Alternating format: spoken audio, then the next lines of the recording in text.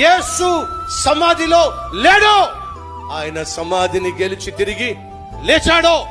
2000 సంవత్సరాలుగా ఆ సమాధి ఈ రోజు కూడా ఇదే సందేశాన్ని ఇస్తుంది. ఏమిటా సందేశం?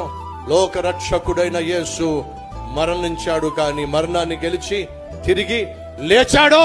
ఆయన సమాధిలో లేడో.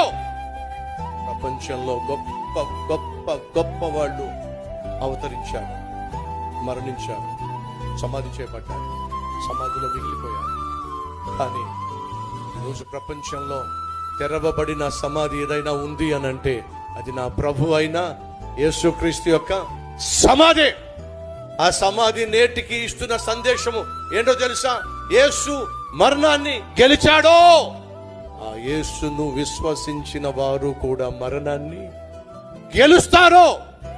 మరణాన్ని గెలిచి పరలోకానికి వెళ్ళిన యేసు తనను విశ్వసించిన వారిని కూడా ఆయన మరణంలోంచి లేపి పరలోకానికి తీసుకెళ్ళిపోతాడు.